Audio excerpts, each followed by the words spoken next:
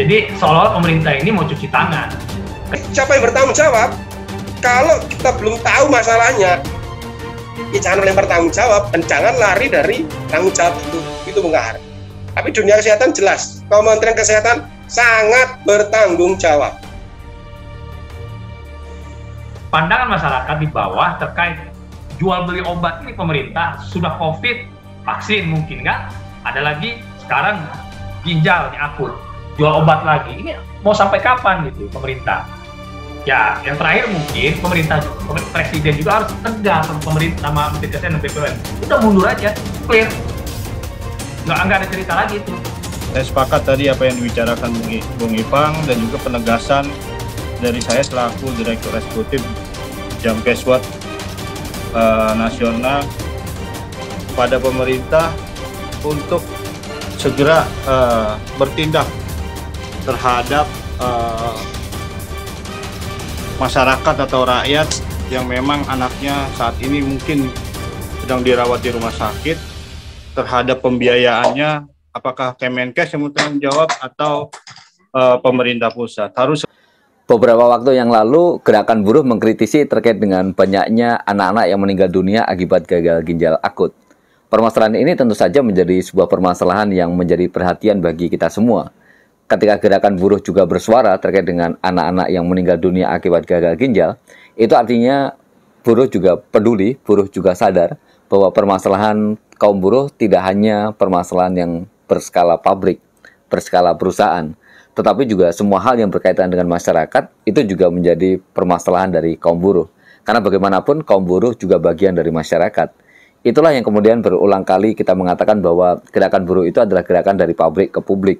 Gerakan yang tidak hanya bersuara terkait dengan upah, tentang PHK, tentang outsourcing, tentang pemutusan hubungan kerja, tapi juga gerakan yang bersuara terkait dengan permasalahan-permasalahan kerakyatan. Kematian banyak orang itu tentu saja adalah tragedi. Jangankan ratusan, satu nyawa pun sangatlah berharga. Oleh karena itu, penting bagi kita untuk juga menyuarakan terkait dengan permasalahan ini.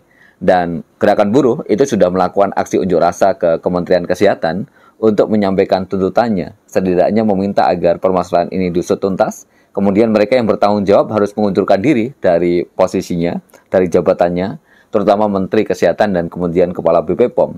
Karena bagaimanapun kelalaian yang terjadi, pengawasan yang kemudian kendor dan menyebabkan banyak orang meninggal dunia, itu adalah sesuatu yang tidak bisa ditolerir.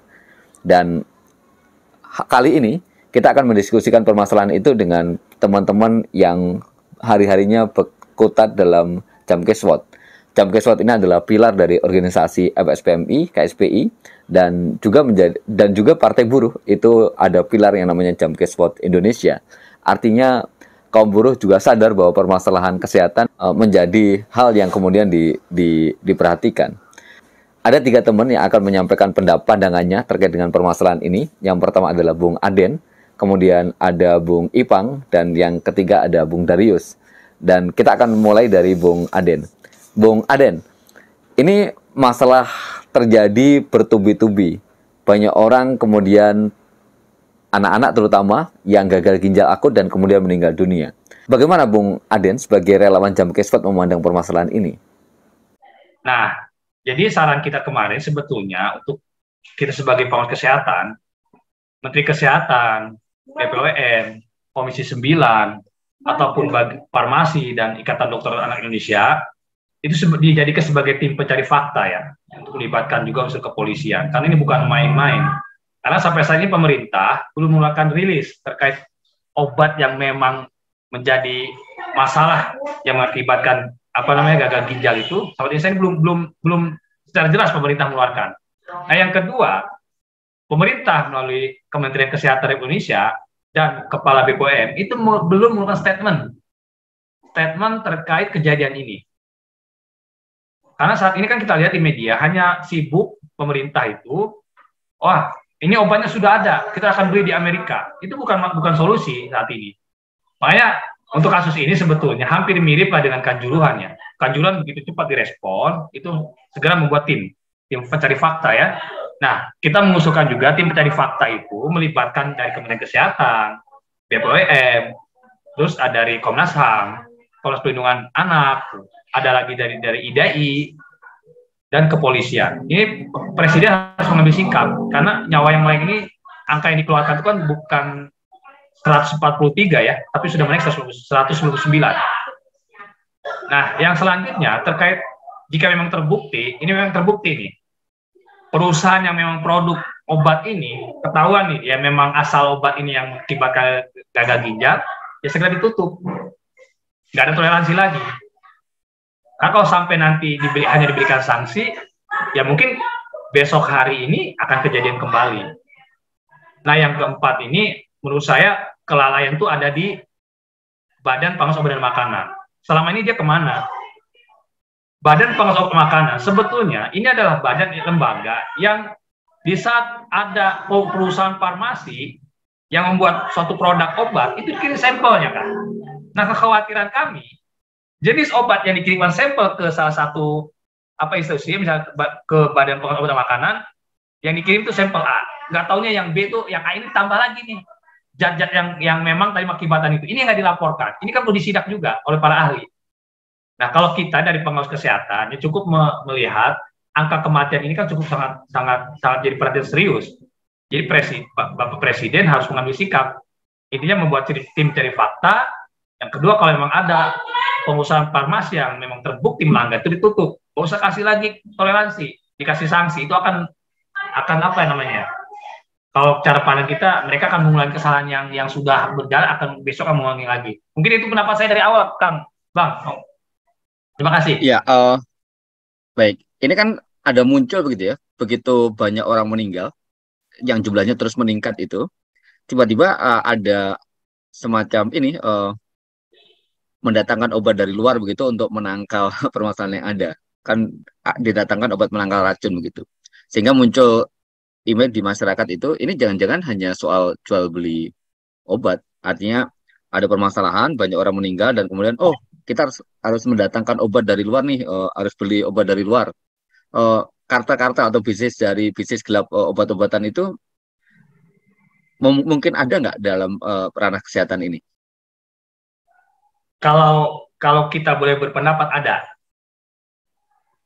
Jadi kalau kita sampaikan, ada nggak permainan bisnis mungkin di farmasi? Ada sebetulnya. Karena kasus ini kan nggak mungkin tiba-tiba muncul dengan angka kematian total langsung lah ini. Total, kalau kita lihat di media massa itu Kompas TV, Metro, kalau saya lihat itu awalnya kan itu 92 yang meninggal dunia. Sekaligus itu sudah terdeteksi angka kematiannya akibat ginjal akut itu. Ini kan aneh. Langsung loh di statement itu, ginjal akut.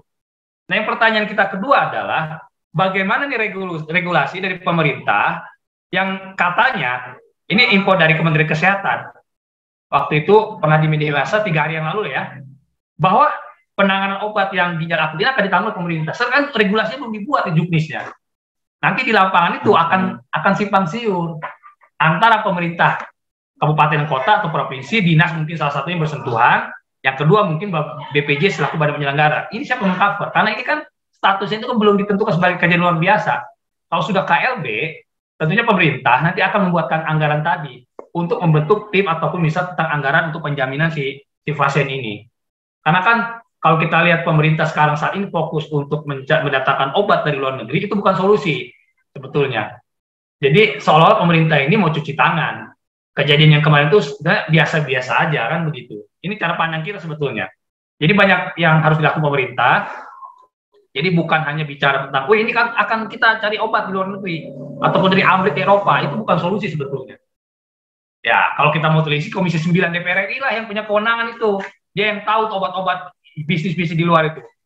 Per komisi siapa tuh? Per fraksi yang memang mendapatkan informasi tentang obat itu mau keluar kemana, itu Komisi 9 ranahnya itu. Mungkin itu bisa nanti kita minta keterangan dari Komisi 9. Jangan sampai nanti pandangan masyarakat di bawah terkait jual beli obat ini pemerintah sudah COVID, vaksin mungkin kan? Ada lagi sekarang ginjalnya akut, jual obat lagi. Ini mau sampai kapan gitu pemerintah? Ya, yang terakhir mungkin presiden juga harus tegas sama pemerintah, sama Menteri Kesehatan dan BPOM. Udah mundur aja, clear. Nggak ada cerita lagi itu. Jadi kita kalau bicara tentang Undang-Undang Kesehatan nomor 36 tahun 2009, jadi tentang hak itu kan, tentang hak pasien itu, ada tentang atau mendapatkan obat apapun di pasal 11 kalau tidak salah, itu kan perlu rentetannya sangat luar biasa di Undang 36 itu, tentang tentang kesehatan. Jadi kalau pemerintah hanya sekarang bicara, oh nanti kita akan cari obat di luar negeri, itu menurut saya itu bukan solusi. Mungkin itu aja, Bukan. Terima kasih. Ya, soal mereka yang harus bertanggung jawab. Ini kan masih saling menyalahkan begitu ya. BPOM mengatakan itu kewenangan di Kementerian Kesehatan mengatakan itu bukan kewenangan dia, itu adanya di BPOM soal pengawasan dan macam-macamnya itu. Saling lempar gitu. Pandangan Bung Aden soal itu gimana, Bung? Ya itu salah. Karena gini, Kementerian Kesehatan dia sebagai regulator juga, Kementerian Kesehatan itu, yang mana dia mengatur tentang jenis obat ya. Kalau di istilah BPJS Kesehatan ada mungkin tentang tarif, itu kewenangannya Menteri Kesehatan. Tapi dia untuk jenis obat yang harus dites, diuji, terus diedarkan, itu adalah namanya di bagian BPOM tadi untuk uji itu. Nah pertanyaan kita, selama ini BPOM kerjanya apa gitu? Ini masalah itu sebetulnya sudah lama dan baru muncul setelah pandemi COVID-19. Nah ini kan ada asumsi yang kedua dari masyarakat muncul. Ini akibat vaksin. Karena yang menyerang anak-anak. Ini muncul yang ketiga ya, asumsi di bawah. Akibat vaksin. Akhirnya framing di bawah, ibu-ibu takut sekarang mau vaksin. Kan anak itu baru vaksin kedua, baru vaksin pertama, belum keduanya. Yang di atas usia 6 tahun itu boleh divaksin. Nah ini tinggal kita survei. Anaknya yang meninggal ini di atas 6 tahun apa di bawah 6 tahun? Kan gitu Bang. Jadi kalau bicara BPOM itu bilang, oh ini ranah Kementerian Kesehatan, itu salah besar. Itu tugasnya Badan Pengobat Makanan untuk menguji klinis dan edar. Beda kalau sertifikat, kan itu kewenangannya dari Kementerian Agama. Hal dan tidaknya. Jadi sebenarnya pengujian klinis masalah obat ataupun di farmasi ini kan sampai saat ini kan belum jelas sebetulnya. Jadi obat itu sebetulnya yang diproduk hari ini dari pabrik A misalnya. Dia produksi obat untuk pusing kepala. Ini kan uji klinisnya kan sampai saat ini belum ketahui berapa bulan ya obat harus bisa digunakan dan izin edar. Ini belum terbuka sampai saat ini. Akhirnya muncul ini kewenangan Kementerian Kesehatan. Kementerian Kesehatan betul kewenangan dia mengawasi. Karena rujukannya juga kalau kita bicara kewenangan, itu kan memang ada juga Dinas Kesehatan kalau kita bicara itu kan. Ada juga nanti bicara kewenangan di Badan Pengobat Makanan, apa nih kewenangannya? Kewenangannya jelas lah. Dia sudah lalai dengan obat yang memang tadi mengandung zat yang berbahaya bisa dikonsumsi. Ini kan lalai. Kok bisa izin edar? Dan yang terakhir yang disalahkan yang Menteri Perdagangan itu. Dia bisa lolos juga begituan kan? Ceritanya itu. Kan itu Menteri Menkes dan Kepala Badan Obat dan Makanan itu kan sebetulnya harus sejalan.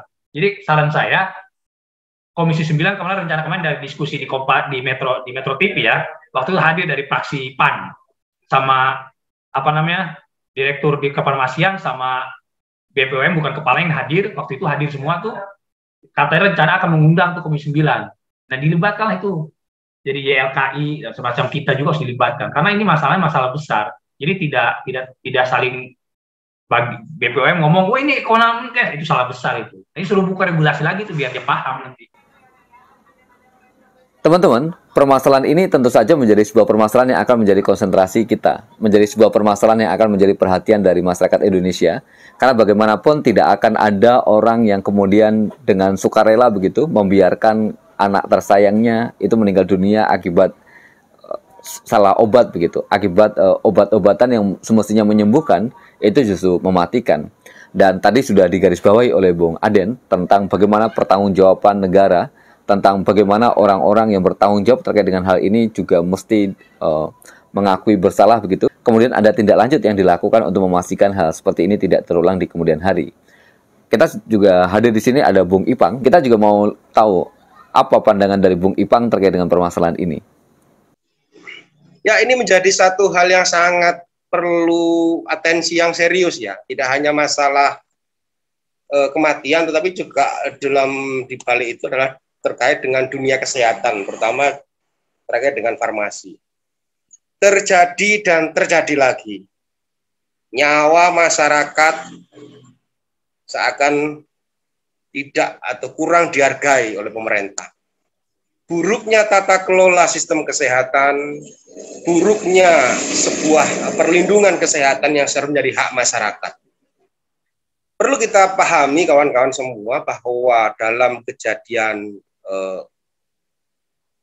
masalah banyaknya yang meninggal terkait kawan-kawan teman-teman anak-anak kita, generasi bangsa, karena gagal ginjal akut ini, ada hal yang paling mendasar di dalam perjalanan kasus itu. Yang pertama adalah seharusnya dicari dulu titik masalah atau awal masalahnya. Sekarang itu banyak melempar tanggung jawab, melempar pernyataan yang kesannya bukan mengarah pada sebuah metodologi untuk mencari akar masalah, tetapi seakan-akan hanya memberikan sebuah solusi sesat atau sesaat. Seperti itu. Kalau kita urai dari awal, dari sekian banyak kasus, sekarang kalau nggak salah sekitar 240 case, di mana ada 133 generasi bangsa yang meninggal. 133 anak, usia rentang 1 sampai 5 tahun. Dari penelitian awal, sebenarnya sudah harus dilakukan metodologi itu. Terkait nanti apakah siapa yang bertanggung jawab, bagaimana masalah pertanggungjawabannya, sanksi dan sebagainya, terus bagaimana solusi terhadap kejadian ini, itu kita bisa mencerna atau memberikan arahan ketika masalah itu sudah ditemukan kepastiannya. Hari ini, semua pihak seakan-akan ingin lepas tangan. BP POM menyatakan produk ini tidak ada masalah dengan polietilglikol. Kemenkes menyatakan masalah ini tidak lepas atau tidak terkait dengan vaksinasi ataupun COVID. Hal-hal seperti itu malah menjadikan masalah ini semakin membesar dan semakin rancu. Seharusnya dari semua data dan fakta yang ada di lapangan, dari semua pihak stakeholder yang terkait, itu duduk bersama. Karena ini bukan hanya menyangkut sistem kesehatan, tetapi ini menyangkut masa depan bangsa. Dan itu sangat serius. Kita harus serius. Kita nggak mau anak cucu kita adalah menjadi generasi gagal atau generasi cacat akibat dari permasalahan seperti ini. Ini adalah indikator di mana Kementerian Kesehatan kurang memberikan respon yang tepat, cepat tanggap dalam permasalahan kesehatan. Nah, seiring waktu, saya rasa seluruh elemen masyarakat perlu bahu-membahu untuk memperhatikan dan menelusuri serta ikut bersama-sama mengawal permasalahan ini sehingga ada ujung dan pangkalnya. Banyak opini-opini, narasi-narasi yang terus berkembang di media maupun dalam penyampaian pernyataan, sehingga hal-hal tersebut justru tidak menyelesaikan masalah, tetapi saling terjadi lempar tanggung jawab. Itu Bung Kahar, dari kawan. Ya, ada ini berarti ada semacam lepas tanggung jawab tadi itu. Nah, padahal kan ini faktanya udah ada, fakta bahwa ada ratusan anak-anak yang meninggal dunia akibat gagal ginjal akut, itu fakta yang nggak bisa terbantahkan. Nah, siapa yang harus bertanggung jawab terkait dengan hal ini, Bung Ipang? Ya, begini. Dalam sistem kesehatan, hak kesehatan itu adalah hak masyarakat. Hak asasi sebagai warga negara. Semua pasti paham. Ketika hak ini dilanggar, maka yang terjadi adalah warga negara menginginkan kepastian, perlindungan, dan kejelasan akan kasus ini. Seandainya kasus ini diawali dari suatu hal, maka hal itu akan menjadikan pihak-pihak terkait akan menjadi tanggung jawab. Seandainya permasalahan banyak yang meninggal itu adalah karena polyethylene glycol, maka seharusnya semua pihak yang terkait dengan pelaksanaan, perizinan, peredaran, ini semua dipanggil. Namun, jangan berhenti ketika ada upaya-upaya atau dugaan-dugaan yang mengarah kepada kemungkinan-kemungkinan penyebab, pihak-pihak lain serta-merta langsung mengantisipasi dan memberikan statement yang tidak jelas. Contoh, tidak ada kaitan antara kematian gagal ginjal dengan vaksinasi ataupun karena paparan virus corona. Itu pernyataan yang menurut kami tidak berdasarkan penelitian yang ilmiah. Itu bisa dikategorikan hoax. Karena apa? Tidak serta-merta penyakit ini mungkin juga diakibatkan oleh paparan virus corona. Karena berdasarkan penelitian dari IDAI, Asosiasi Dokter Anak Indonesia, tidak ditemukan adanya penyumbatan oleh kristal ataupun pengendapan dari bahan polyethylene glycol di dalam ginjal. Yang terjadi adalah adanya hyperinflamasi atau kerusakan yang disebabkan oleh virus ataupun semacam bakteri dan sebagainya. Nah, ini harus didalami, ini sangat menarik. Ini sangat menarik. Sayangnya, sayang seribu sayang, lembaga eijkman yang notabene adalah dari awal itu memperhatikan permasalahan virologi dan imunologi serta begitu concern terhadap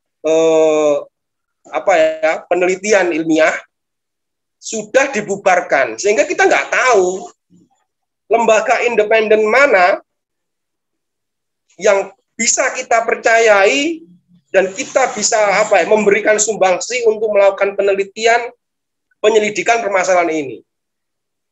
Dulu lembaga Eijkman sempat mempertanyakan efektivitas dari vaksinasi.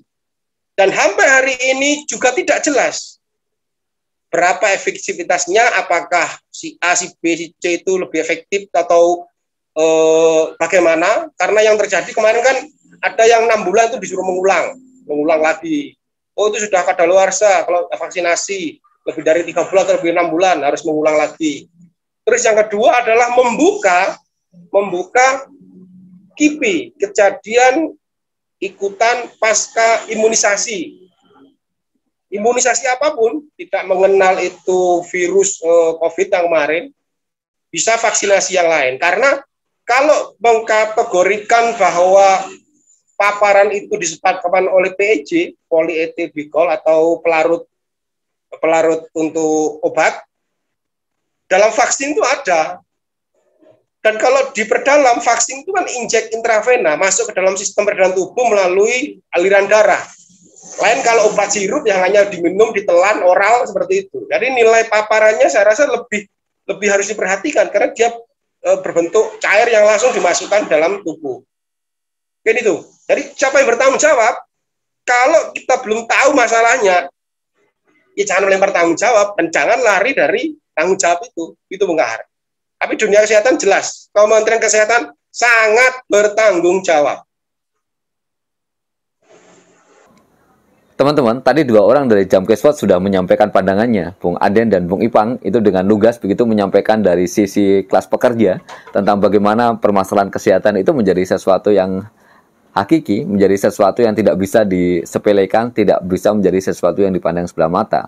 Oleh karena itu memang pihak-pihak yang terkait harus serius terkait dengan permasalahan ini. Nah, di sini juga ada Bung Darius. Bung Darius ini adalah Direktur Eksekutif dari Jamkeswot. Kita juga mau tahu mengapa kemudian kita penting untuk ikut bersuara terkait dengan permasalahan ini. Sebagai kelas pekerja, kita juga mau tahu apa yang sebenarnya mendorong kita untuk ikut bersuara terkait dengan permasalahan ini. Mengapa juga kaum buruh harus ikut mengawal permasalahan ini hingga tuntas. Terkait dengan serikat buruh, sepertinya memang kita itu dipaksa untuk mengamati, memperhatikan, karena kita juga kan bicaranya terkait dengan Jamkeswot adalah pengawas jaminan kesehatan. Saya belum lama ini melihat bahwa Timur itu merasa ditipu sama Australia terkait karena kemerdekaan Timur. Nah, yang saya ambil adalah Australia itu nyawa kanguru satu aja meninggal, dia sudah heboh gitu. Negara Australia itu. Nah, di Indonesia ini yang kita bingung ini adalah ada ratusan bahkan generasi penerus tadi itu meninggal, tapi kayaknya pemerintah dalam tanda kutip menganggapnya menjadikan hal yang biasa. Kalau kita kan berbicara negara seharusnya hadir terhadap kasus-kasus yang belakangan ini terjadi, dan juga terkait dengan kasus obat sirup yang banyak beredar di masyarakat dan dikonsumsi. Kalau saya dengan Badan Pengawas Obat dan Makanan, karena ketika bicara BPOM ini,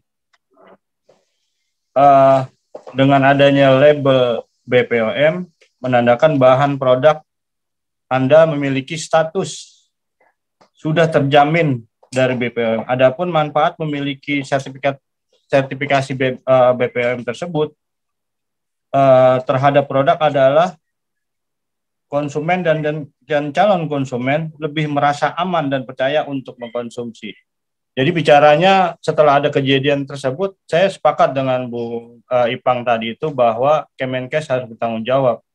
Artinya apa yang tadi dibicarakan oleh Bung Aden, Komisi 9, dan juga pemerintah dan BPOM, karena BPOM ini kalau saya baca itu adalah lembaga pemerintah non-kementerian yang bertanggung jawab terhadap pengawasan obat dan makanan ini. Nah, ini kita kan bicaranya terkait dengan gagal ginjal akibat obat tadi ini.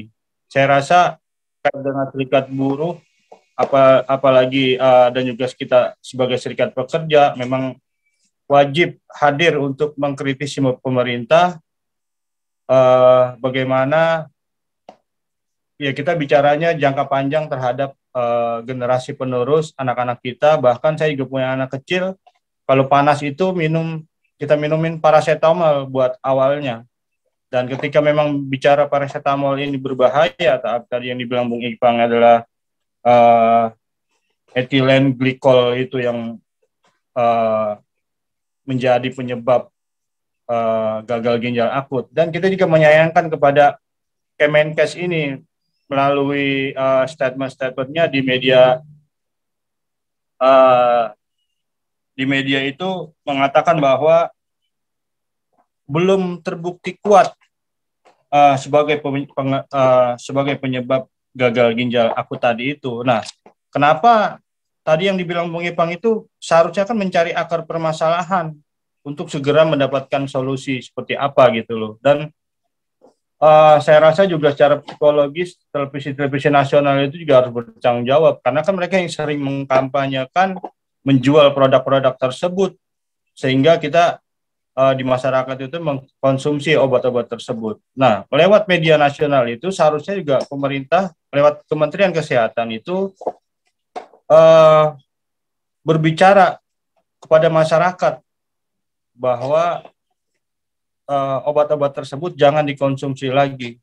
Atau kalau bicara BPOM ini kan dari obat tersebut ada sebanyak 102 obat-obat tersebut, mereka bilang 23 yang aman. Nah, pertanyaannya 23 yang aman itu jenis obatnya seperti apa gitu loh. Seharusnya mereka berbicara di media TV nasional. Mereka harus bicara akibat, dan juga masyarakat itu ketika anaknya sakit harus minum obat apa gitu loh. Atau mereka juga harus secara resmi di TV nasional, karena kan ketika bicara pesta demokrasi di tahun 2019 itu, dalam tanda kutip itu ketika bukan bicara di TV televisi nasional, maka itu adalah dianggapnya hoax. Nah, sekarang kan Kementerian Kesehatan, BPOM semuanya bicara di media bukan di televisi nasional, tapi di media-media yang lainnya gitu. Itu yang sangat kita sayangkan, sehingga ya tadi di awal itu kita dipaksa untuk menjadi komentator-komentator yang memang kalau pada dasarnya kita tidak mengetahui, dan kita juga tidak punya dasar untuk uh, berkomentar terkait dengan obat-obat. Tapi kalau kita tidak bersuara, maka pemerintah menganggapnya juga bahwa kejadian 100 lebih dari korban obat sirup itu, obat yang mengkonsumsi obat sirup itu, mereka anggap biasa-biasa aja. Bukan kejadian yang luar biasa yang ada yang tadi bilang KLB. Dan ketika bicara akibat dari sirup tadi itu, siapa yang bertanggung jawab kalau nanti memang harus mendapatkan perawatan di rumah sakit? Seperti kayak kemarin virus COVID itu, bahwa Kemenkes yang bertanggung jawab terhadap orang-orang yang dirawat di rumah sakit tadi itu. Mungkin itu Bung Kahar. Jadi pada dasarnya serikat buruh dan serikat pekerja, apalagi kita sebagai partai buruh, wajib bukan hanya berkomentar, cuman memberikan usul dan saran seperti apa ke depannya itu terhadap obat-obat, dan yang mengkonsumsi obat-obat tersebut ya anaknya buruh juga, kita juga gitu yang mengkonsumsi obat-obat tersebut. Ya kita khawatir, ada kekhawatiran ketika terjadi sama, ya mudah-mudahan sih jangan dari anak buruh gitu kan yang menjadi korban tadi itu, mudah-mudahan itu. Mungkin itu Bung Kahar. Ya, baik.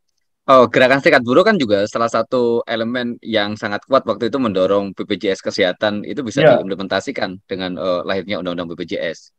Ada Komite Aksi Jaminan Sosial yang dibentuk, dan sekarang kita juga punya Jamkeswot gitu ya, sebagai sayap organisasi yang sehari-harinya juga konsen untuk mengawal permasalahan kesehatan ini.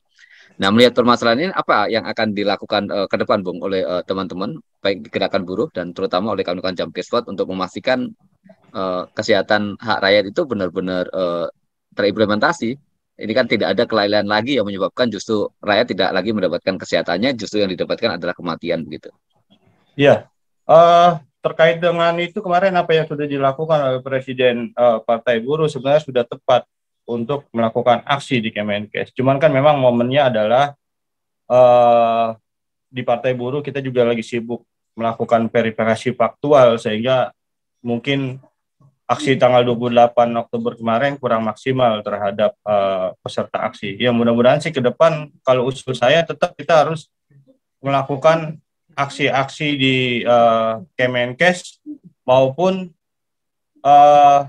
terhadap BPOM sebagai pintu masuknya obat-obat yang dikonsumsi oleh masyarakat. Perlu kita juga, kalau saya pikir, ke Komisi 9, mereka juga harus bertanggung jawab terhadap kesehatan rakyat. Jadi jangan terkesan terhadap sirup dan juga gagal ginjal akut ini yang bertanggung jawab adalah Kemenkes dan juga BPOM. Komisi 9 juga harus bertanggung jawab sebagai wakil rakyat yang mengutamakan kesehatan rakyat. Mereka harus bukan hanya bersuara, mereka harus melakukan tindakan nyata terkait dengan akar permasalahan dan juga solusi yang tercepat seperti apa gitu. Jangan lagi rakyat itu jadi korban setelah banyak kejadian-kejadian belakangan ini yang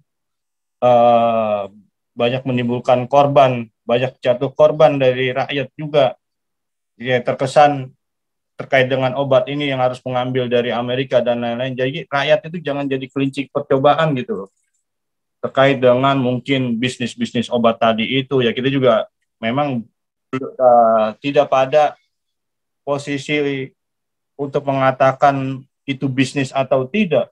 Tapi kan yang jadi permasalahan Jamkeswot secara nasional adalah terkait dengan pelayanan kesehatan.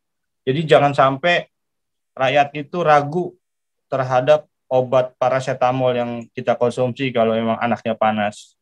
Kesehatan adalah hak rakyat, dan oleh karena itu kewajiban negara adalah memastikan bahwa kesehatan itu harus dipenuhi. Dan tadi sudah disampaikan dengan gamblang begitu ya, apa yang menjadi tuntutan dan harapan dari kaum buruh terkait dengan permasalahan yang saat ini banyak dibicarakan orang, yaitu terkait dengan banyaknya anak-anak yang mengalami gagal ginjal akut.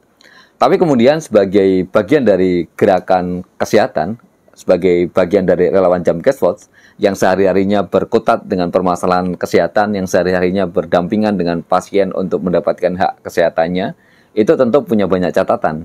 Nah, kita pengen tahu nih, apa catatan dari para relawan Jamkespots ini terkait dengan kondisi pelayanan kesehatan di Indonesia. Setidaknya ini bisa menjadi semacam evaluasi begitu ya, menjadi semacam pandangan agar kita semua bisa lebih dekat melihat permasalahan yang ada terkait dengan kesehatan ini. Dengan demikian kita akan punya cara pandang yang kritis terkait dengan permasalahan kesehatan dan kemudian mendorong pihak-pihak terkait untuk melakukan perbaikan. Silakan, mungkin bisa dimulai dari Bung Aden dan kemudian dilanjutkan ke Bung Ipang dan terakhir Bung Darius. Menyikapi statement terakhir terkait masalah kasus gagal ginjal ini, ada dua perhatian saya pribadi selaku relawan Jamkespots. Pertama adalah terkait peraturan Presiden nomor 80 tahun 2017 pasal 3 ya, ayat 2 dan 3 itu di situ ada perintah sebetulnya dari Presiden. Fungsi pengawasan sebelum obat beredar dan fungsi pengawasan sesudah obat beredar. Nah, ini yang nggak berjalan. Harapannya ke depan BPOM ini mengevaluasi subunit-unit yang ada di daerah, karena mereka juga di perintahnya itu kan di Perpres 80 ini tahun 2017 pasal 3 ada unit-unit kerja dan tim cyber juga di sana. Nah, jangan-jangan tim ini nggak berjalan. Jadi itu sebagai evaluasi kami dari Jamkespots, pemerintah mengevaluasi tim-tim di bawah itu sendiri. Karena yang sangat krusial ini adalah fungsi pengawasannya dua. Fungsi pengawasan di saat obat ini sebelum edar, yang kedua adalah obat sudah edar. Ini kan harus berjalan semua, ini nggak jalan. Kalau memang ini dua ini berjalan, nggak mungkin akan ketahuan kasus tadi gagal ginjal. Nah, terkait pelayanan kesehatan, mungkin yang menarik adalah kasus yang muncul di daerah saat ini. Saya bicara tentang jaminan dulu. Saya yang fokusnya tentang jaminan orang-orang miskin. Harapan kami pemerintah di saat menonaktifkan kepesertaan BPJS ya, yang dibayar oleh pemerintah pusat ini melalui PBAPBN, jangan kemudian langsung kepesertaan itu dinonaktifkan hanya karena beberapa masalah yang memang bisa ditangani.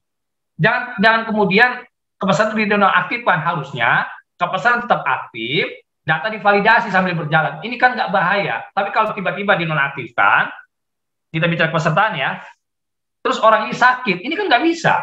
Ini kelalaian juga dari Kementerian Sosial, karena nggak melibatkan stakeholder, kayak Kementerian Dalam Negeri kalau di tingkat pusat. Yang kedua adalah Kementerian Keuangan terkait masalah subsidi tadi, masalah pembayarannya itu. Nah, yang kedua terkait pelayanan kesehatan. Yang muncul saat ini terkait pelayanan kesehatan, awal muasal BPJS muncul di tahun 2014 per 1 Januari, kasus lama itu muncul kembali sekarang. Apa itu kasusnya? Yang pertama terkait kasus gawat darurat. Gawat darurat ini selalu menjadi celah rumah sakit menarik iur biaya secara pribadi kepada pasien dengan catatan kondisi tidak gawat darurat ataupun tidak emergensi. Padahal di peraturan Presiden nomor 82 tahun 2018 itu ada 8 kriteria yang gawat darurat. Jadi salah satu mengancam nyawa. Nah, ini kan kejadian. Nah, muncul kembali sekarang kita kritiki keputusan Menteri Kesehatan nomor 26 tahun 2021. Itu yang paling bahaya itu. Jadi ada semacam kalimat pasien selama 30 hari berkunjung ya di dalam satu rumah sakit yang sama dengan yang sama itu tidak dijamin. Multitafsir sekarang di saat orang itu sakit ke UGD itu ditarik iur biaya, padahal nggak begitu, dikecualikan untuk gawat darurat itu. Ataupun yang kedua adalah pindah rumah sakit. Nah, ini rumah sakit memanfaatkan situasi itu. Harapan kami BPJS Kesehatan dengan timnya, di BPJS Kesehatan ada tim kepatuhan ya, tim pengawasan yang mana di sana dibentuk ada yang namanya PIVV itu yang bertugas di rumah sakit. Itu tetap berjalan karena satu orang mengawasi 7 rumah sakit. Seharusnya satu SDM itu mengawasi 2 rumah sakit, itu akan baru stabil. Ini kan tidak. Satu SDM mengawasi 7 rumah sakit, artinya ini nggak maksimal di dalam SDM. Jadi fungsi pengawasan terkait pelayanan kesehatan nggak berjalan. Mungkin ini menjadi satu contoh bagaimana bobroknya sistem kesehatan Indonesia. Sebuah hal yang seharusnya melindungi warga negaranya, tapi kurang mendapatkan atensi yang serius dari pemerintah. Kita wajib mempertanyakan, kita wajib mengawal, kita wajib memberikan arahan dan mungkin juga masukan kepada stakeholder terkait. Selain itu, pemerintah juga harus bertanggung jawab terkait bagaimana proses penyelidikan maupun proses penetapan sebagainya. Itu juga kita harus pahami, karena apabila kejadian ini dianggap kejadian luar biasa, maka harus korelasi dan semacam imbas yang harus diberikan berupa pendanaan dan juga solusi atas obat dan sebagainya. Yang selanjutnya adalah ketika kawan-kawan atau masyarakat ini sedang mengalami gangguan kesehatan dan soal perlindungan kesehatan, tidak serta-merta BPJS Kesehatan sebagai penyelenggara jaminan kesehatan dijadikan tempat sampah. Karena ini berbeda konteksnya. Ada perlindungan, ada jaminan, ada pertanggungjawaban. Kasus gagal ginjal ini, statement-statement dari pemerintah menyatakan bahwa biayanya akan ditanggung dan sebagainya. Hal itu juga harus diikuti dengan kebijakan-kebijakan teknis yang memang mampu menjadikan koridor dalam penetapan dan pelaksanaannya.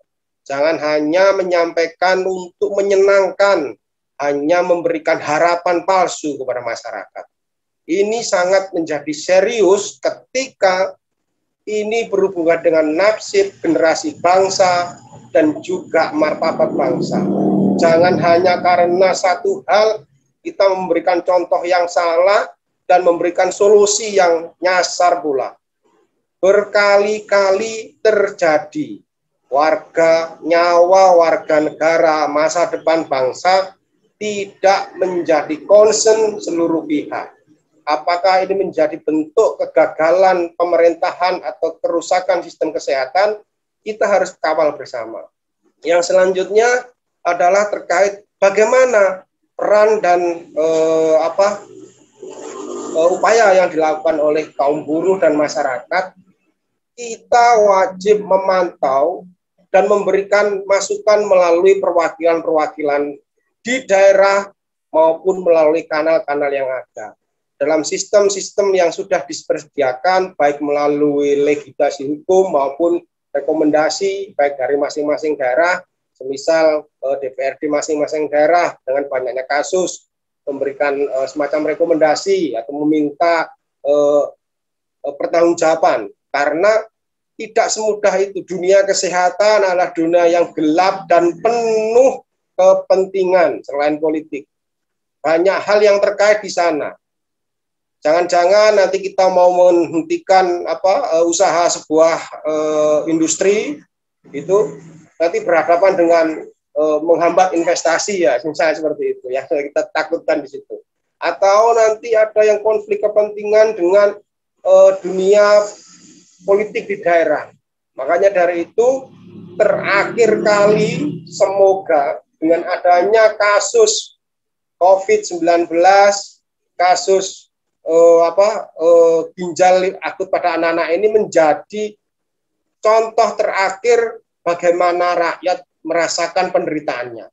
Jangan hanya mengumbar pernyataan, mengumbar harapan-harapan palsu. Tolong dilihat rasa kemanusiaan, rasa empati bagi orang tua yang memiliki anak. Mereka siapa yang melindungi? Mereka siapa yang membantu? Jangankan masalah pembiayaan. Meninggalnya karena apa mereka nggak tahu. Nasibnya seperti apa mereka juga nggak tahu.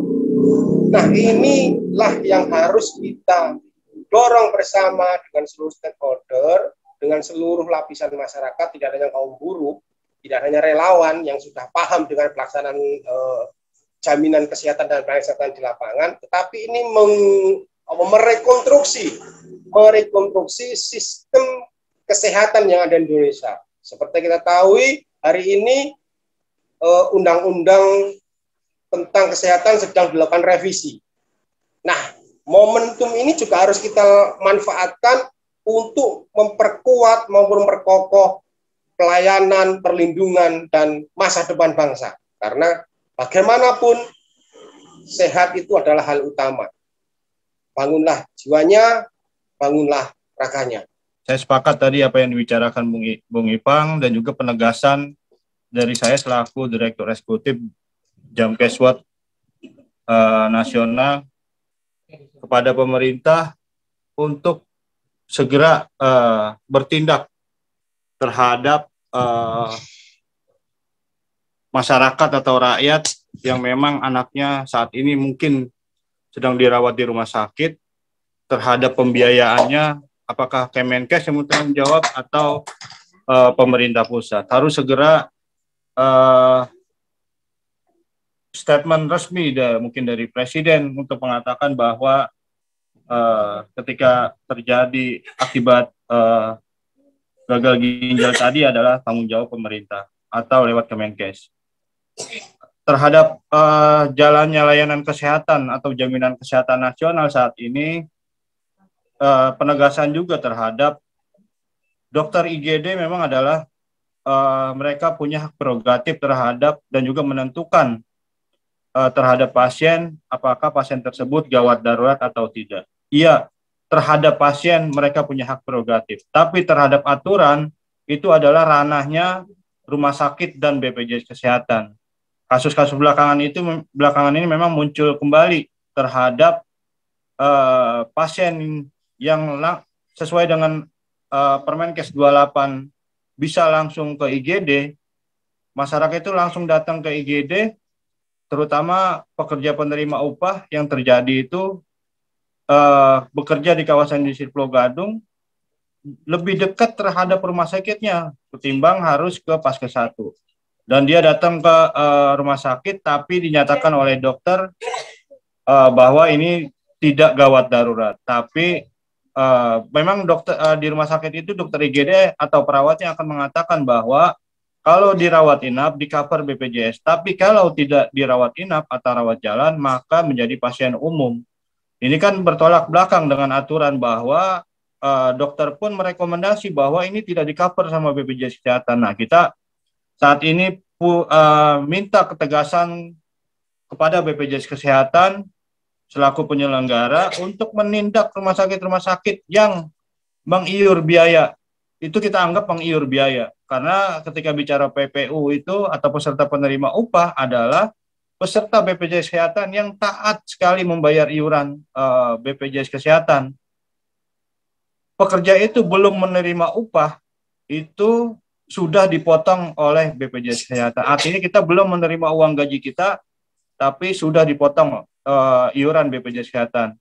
Dan ini menjadi concern kita di DPN Jamkeswot akan, ya bahasa kita adalah memerangi rumah sakit yang nakal yang meminta iur biaya kepada para peserta BPJS Kesehatan, baik di semua, baik itu PBI ataupun PPU. Dan setelah itu kita juga minta kepada Kementerian Sosial, karena apa? Terhadap para peserta PBI, terutama yang kawan-kawan yang di daerah itu yang belum UHC atau Universal Health Coverage. Kita minta pemerintah daerah juga untuk memerhatikan kesehatan pada rakyatnya, karena memang banyak sekali aduan-aduan kita di nasional terhadap betapa sulitnya untuk menjadi peserta PBI. Selanjutnya adalah terkait dengan Perpres 82 tahun 2018 terhadap para pekerja yang masih berhak mendapatkan 6 bulan kepesertaannya di BPJS Kesehatan tetap aktif. Tapi kan pada permasalahannya ini adalah peserta PPU yang masih proses PHK tapi mereka sudah dinonaktifkan. Kalau kita punya usulan kemarin ke BPJS Kesehatan itu hanya catatan dari Kadisnaker atau suku dinas atau Sudinaker dengan catatan bahwa pekerja tersebut memang sedang bermasalah atau sedang berproses kepada pengusahanya. Jadi kita minta orang-orang tersebut yang berproses ataupun sudah di PHK, berilah hak mereka 6 bulan setelah PHK atau sedang berproses PHK tapi BPJS Kesehatannya tetap aktif. Selanjutnya ada satu lagi adalah para pekerja yang tidak didaftarkan oleh para pengusahanya. Ini kan di aturannya adalah sanksi administratif kepada badan usahanya, tapi pada pelaksanaan di lapangan bahwa masih banyak para pekerja yang tidak didaftarkan oleh badan usahanya. Dan ini jadi concern kita. Setelah itu kita juga akan beraudiensi atau kita minta ketemu dengan DJSN terkait mereka masih mau aturan baru terhadap kelas rawat inap standar. DJSN harus memperhatikan rumah sakit tipe C yang memang sudah hampir 90% itu pasiennya adalah peserta BPJS. Bagaimana nanti dengan aturan kuota rumah sakit swasta hanya mempunyai kuota 40% untuk para peserta BPJS Kesehatan. Dan ini kita rasa kita harus ketemu dengan DJSN untuk membatalkan rencana kelas rawat inap standar ini. Teman-teman, kita sudah mendengarkan bagaimana paparan terkait dengan permasalahan kesehatan yang ada di Indonesia. Dan tentu saja permasalahan ini menjadi sebuah permasalahan yang harus kita kawal bersama. Ini bukan hanya permasalahan mereka yang bekerja atau berkutat dengan masalah kesehatan, tapi ini juga permasalahan kita semua sebagai bagian dari rakyat Indonesia. Karena bagaimanapun, kesehatan adalah sesuatu yang universal. Kita semua ingin sehat. Dan kita semua berkepentingan untuk memastikan bahwa sehat sebagai hak rakyat itu bisa dipenuhi. Salam sehat.